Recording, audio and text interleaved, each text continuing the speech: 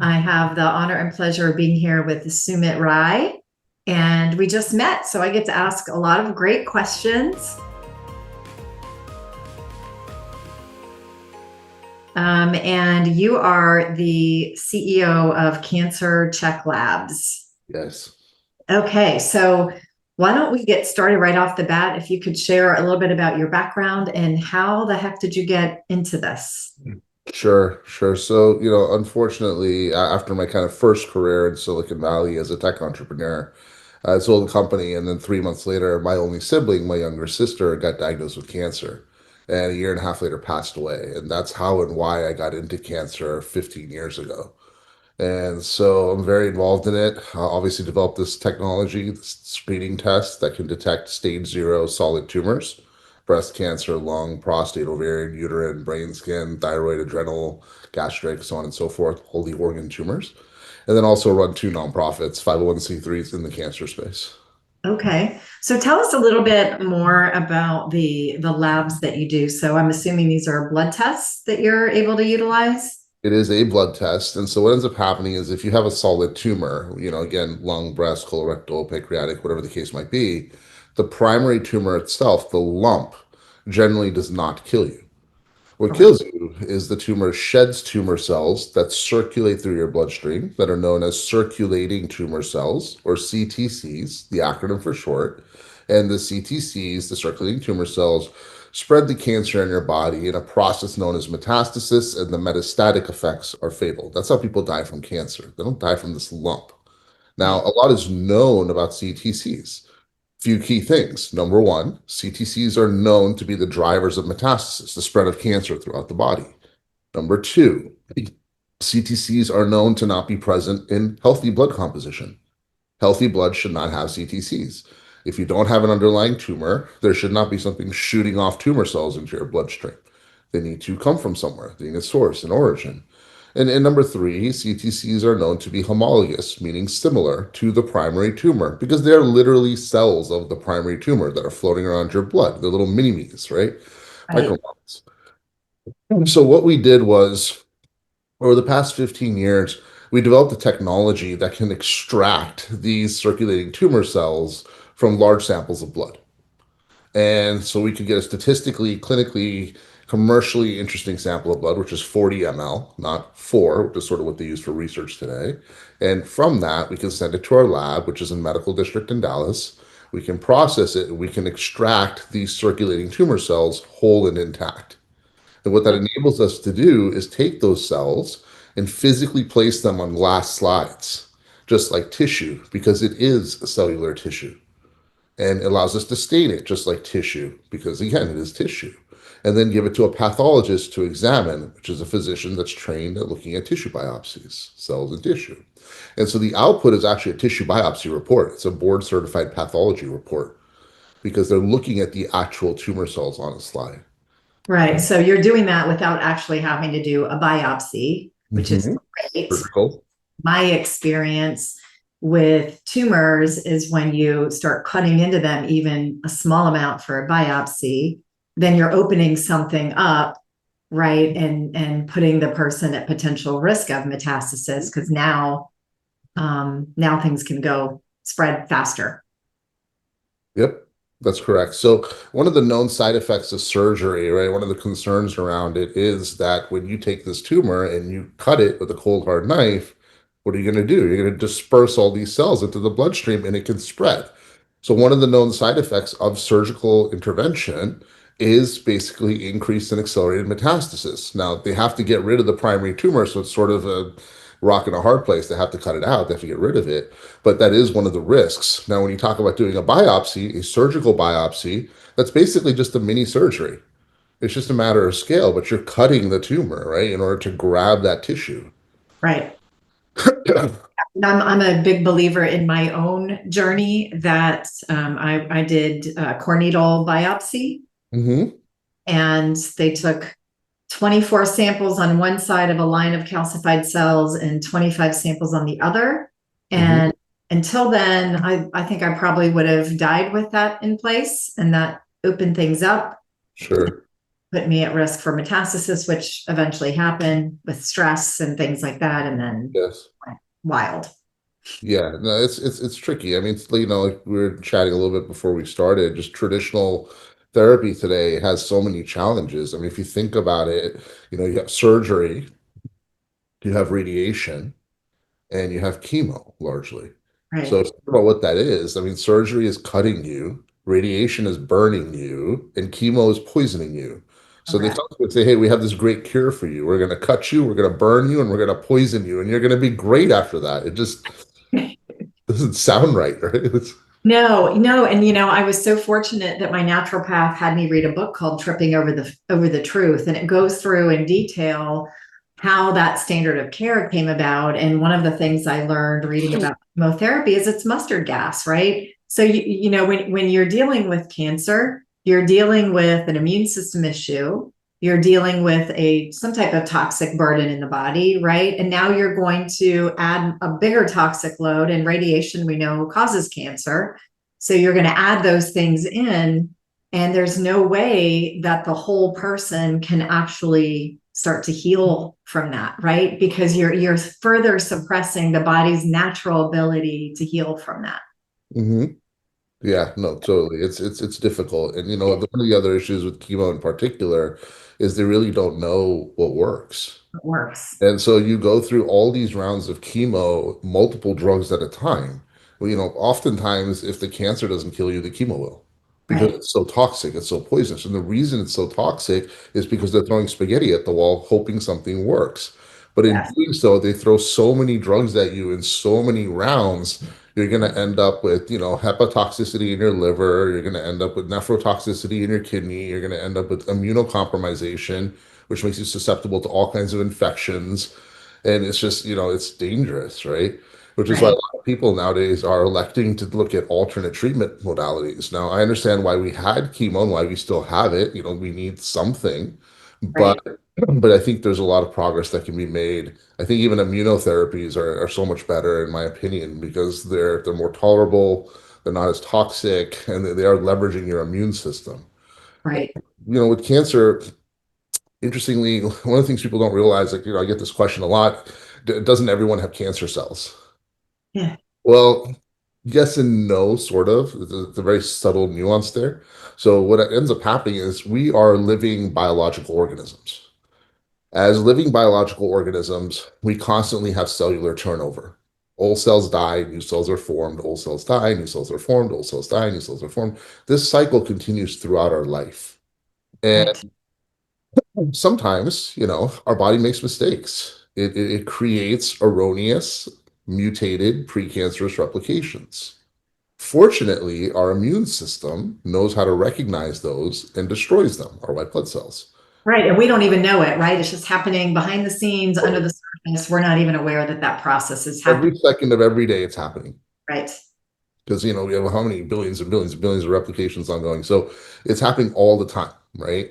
But Yes. but I think unfortunately, once in a while, that precancerous mutated cell either successfully evades the immune system or the immune system is compromised in some manner such that it fails to kill it. And that's when it gets to multiply out of control and a tumor is born.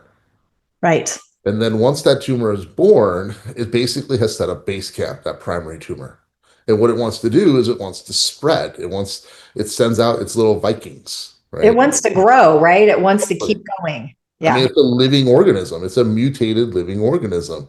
And, Right. it just sends out its little agents. It sends its little Vikings to sea. And the Vikings are these CTCs, these little cells of the tumor, little soldiers. And the sea is your bloodstream. And what it's looking for is more land to conquer. And, Right. and that land and that territory that's trying to find are your other organs to set up more camps and expand and grow its civilization, essentially. Right. And so that's what metastasis is. Now, what's interesting is this process begins right when tumors are born. You cannot go from stage 0 to stage 1 or 1 to 2 or 2 to 3 or 3 to 4 without metastasizing. Fundamentally, that is the definition. It's the spread of cancer. And Right.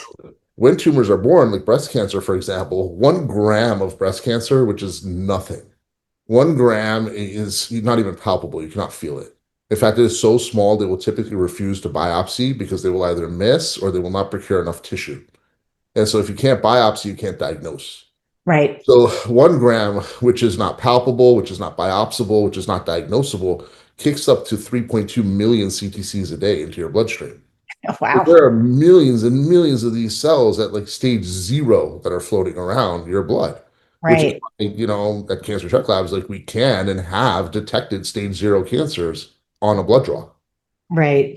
And so those cells are looking for a place to land and a place to like set up shop and start to grow. Right. Exactly. They're trying to survive a sense. They're trying to survive, they're trying to expand, Yeah.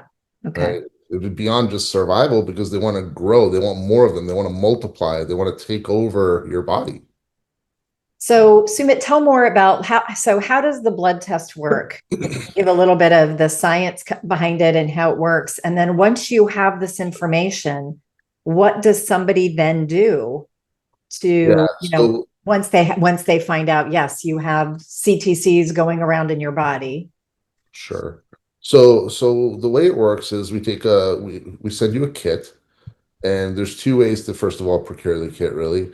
One is you can go to our website, cancerchecklabs.com, and you can buy the kit directly. We're available in 47 of 48 US states. We Okay. don't do Alaska, Hawaii. This logistics. The only continental United State that we're not in just yet is New York, where we expect to be by summer. That's the last one. There are New six. York is so hard to even get labs done in. Oh my Correct. gosh. Yes, yes. There are 6 states in the US where this is all federally regulated. So, first of all, we have federal registration, federal compliance, federal certification. Our lab is based in Medical District in Dallas, and we deliberately put it in the center of the country for samples to come in. It Right. just and so now above the federal, you need 6 states that require their own licenses on top of it. California, New Jersey, Maryland, Rhode Island, Pennsylvania. We have all 5. The last one's New York. And so we're in the final steps with New York right now. So I'm hoping we will have that this summer. And Amazing. and then we'll be in all 48. But right now, 47 to 48, you can basically go to the site, you can buy the kit. Alternatively, we work with over 100 functional providers. So if one of your functional medicine practitioners or your concierge medicine practitioner happens to be one of our partners, they can obviously get the kit for you as well. Those are the 2 ways. But if you don't have one of those or you're not working with someone that's partnered with us just yet, then encourage them to partner with us, but you can go get it on the website. And so once that kit shows up, everything you need is in that kit. There's Okay. vials for the blood draw. We'll talk about how to do the blood draw in a second. There's a little cooling engine. It's very simple. It's a box. Once you pull the blood, you put it in the box, you close the lid, and you hit a button. And that button causes it to cool down. It keeps it between 2 degrees Celsius for transport to preserve the sample. Yep. No Okay. refrigeration needed. There's no dry ice handling. There's no ice packs the night before because people forget. There's nothing of that nature. You just basically pull the blood, put it in this thing, hit a button, you're done.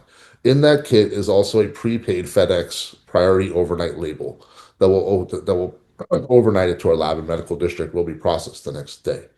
And so now in terms of the blood draw itself, you basically have 3 options. Option A, we have partnerships with 4,000 mobile phlebotomists across the country. These are Okay. people that will come to your doorstep, your home or office. They will pull the blood. They will pack up the kit. They will take it with them. They will drop it off at FedEx. It's all white glove. It'll take you 5 minutes. Uh, Okay. Option B, we have a partnership with any lab test now. You can walk into their 230 locations across the country and they will pull the blood and they will pack it up and they will FedEx it to us. And option C is you can, of course, go to your doctor, your physician, nurse, and they can pull your blood if that's what you so choose. Okay.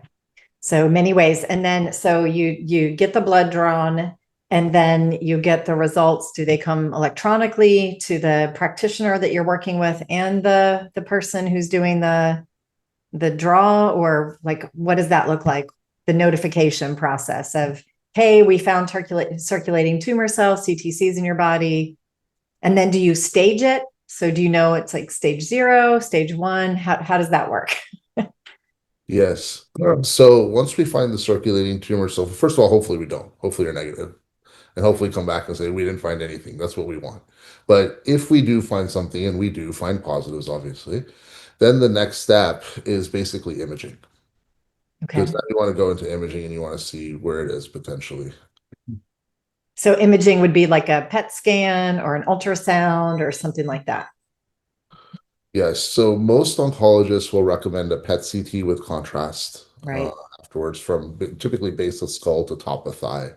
Sometimes people will ask, can we narrow it? Can we just look here or the breast region or the lung? The answer to that's always no. Like you never want to do that because let's say you did have a primary tumor here.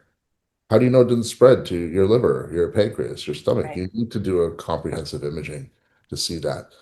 Now, we are very sensitive. We do detect cancer at a cellular level, which is more sensitive than imaging because imaging cannot detect at a cellular level. The Right. reason imaging cannot detect at a cellular level is because it doesn't have enough pixels. There are billions of cells. You don't have billions of pixels in these images. And so it just doesn't have the resolution.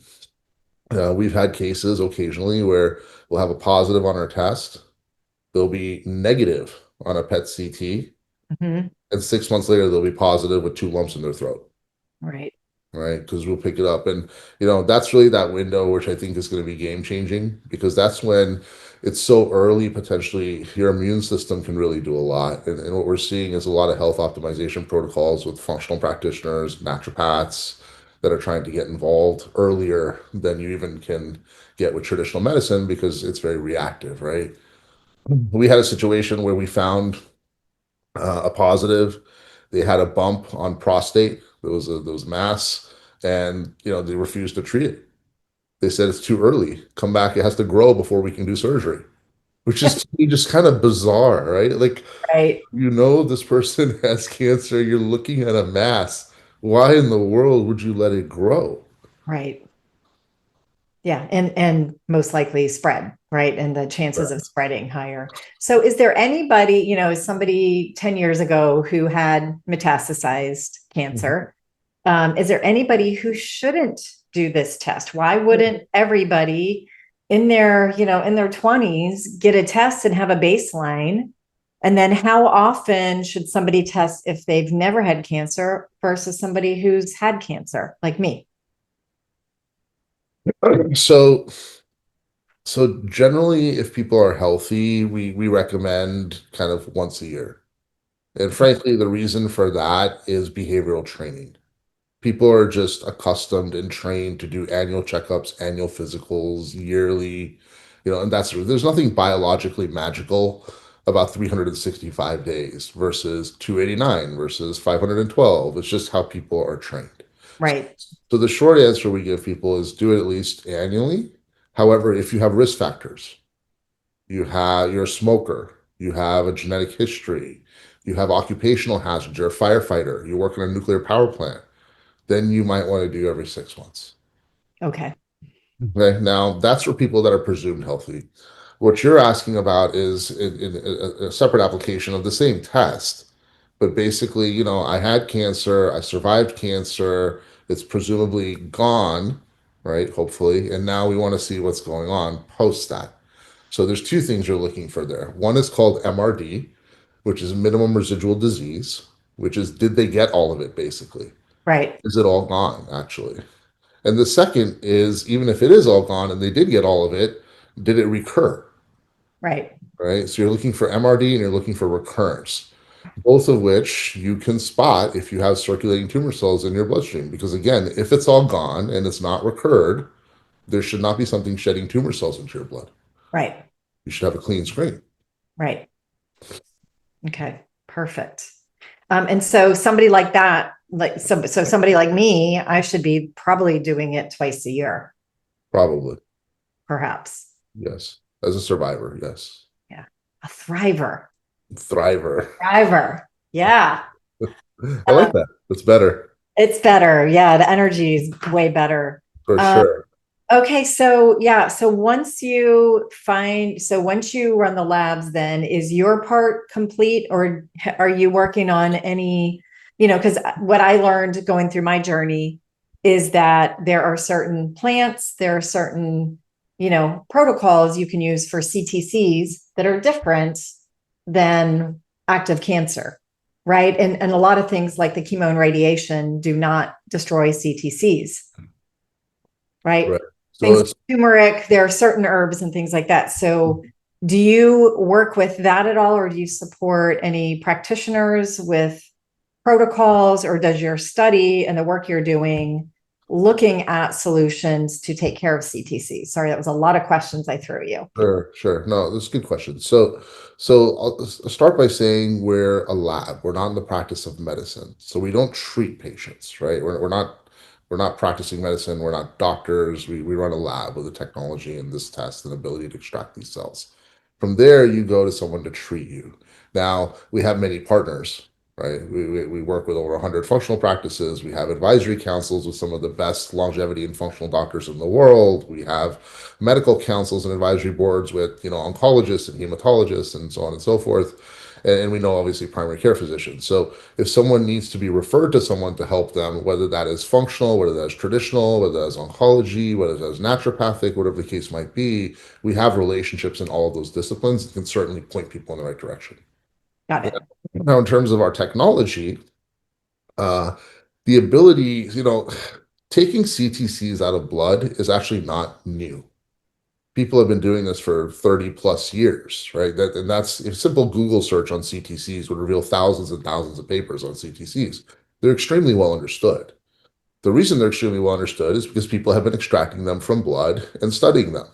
The Right. problem is they've been doing it with sample sizes that are very small, half a milliliter to 9 milliliters on the high end. And 9 ml, to put that in perspective, is 2 teaspoons. The human body has 5,000 ml of blood. That's Right. fine for research, but that relegates you to the research realm. Yeah, it's not statistically significant. Correct. It is Yeah. insufficient sample size to break into the clinical and commercial realm. And so the technology that we developed over the past 15 years is actually a proprietary filter that can Okay. extract CTCs from over 10,000 milliliters of blood, which is a 1000x 3 order of magnitude disruptive breakthrough in cancer. It has profound implications because it gives rise to previously inconceivable diagnostic and therapeutic applications. For Right. example, the presence or absence in CTCs in your blood, as we discussed, is indicative of cancer. If you do not have an underlying tumor, again, there should not be something shooting tumor cells into your bloodstream. They have to come from somewhere. They need a source, an origin. They don't spontaneously appear. They're not part of healthy blood composition. So if you could take a statistically significant sample of blood, in this case 40 ml, not 4, and you can Yep. detect the presence or absence of CTCs in it as we can, you can screen the population for cancer, which is what we do at Cancer Check Labs. Now, that's one application. CTCs are also known to be homologous, as I mentioned, to the primary tumor because they are cells of the primary tumor. Little Right. mini-me's, they're micromodels. They have the same DNA, the same genome. So what you could do is you could take a blood draw, you could extract, and these are future applications, you could extract the CTCs, and you could run a genomic analysis on it to look at what the Right. mutation is to guide the design of the most efficacious treatment protocol. Right. You can also, CTCs are also known to have the same reaction to drugs as the primary tumor because they are cells of the primary tumor once again. Right. So, Right. when you think about something like chemo, as we discussed earlier, the reason chemo is so toxic is because they don't know what will work. So they throw too much at it simultaneously, Right. right? And it's just a lot. And so instead of doing that, what you could do potentially is take a blood draw, extract the CTCs, and inject them with 10, 20, 30, 40 drugs and see what it responds to before you inject poison into a human being, Right. right? And that's precision medicine. Yeah. I talked about 10,000 milliliters, the ability to extract CTCs, and the human body having about 5,000 milliliters plus or minus, and I told you we use 40. So what Right. happened? Where was that gap, right? Right. The reason we developed this large scale filter is because we're also looking at therapeutic applications. For example, if you know that CTCs are the drivers of metastasis, the spread of cancer through the body, then Yep. you could remove them, essentially filter them out, like cancer dialysis. Yep. Just mathematically, probabilistically, you should slow down and inhibit the progression of metastatic cancer. Right. So we've built prototypes for cancer dialysis, machines that essentially can filter your entire bloodstream twice over in about an hour to achieve Okay. disease. Yeah, it reminds me a little bit of something called EBOO, and I forget what it stands for, but they're pulling the blood out, oxygenating it, cleaning it, and then putting it back in the body. I don't think it's specific to the CTCs, but the intention is it's a similar intention of cleaning up the blood And in this case, it would be cleaning up the CTCs from the blood. Yes, it's a form of apheresis, filtration of the blood, plasmapheresis. And Okay. so essentially that's all it is. But and that same application can also be used as an adjuvant to surgery. Right. Right. So if you're concerned with surgery, if to cut or not to cut, if you don't cut, it's going to grow and continue spreading. If you do cut, you're going to spread it by dispersing it. Well, what if intraoperatively during the surgery and postoperatively after the surgery, we're filtering out those CTCs? Right. So there are applications like that potentially in the future.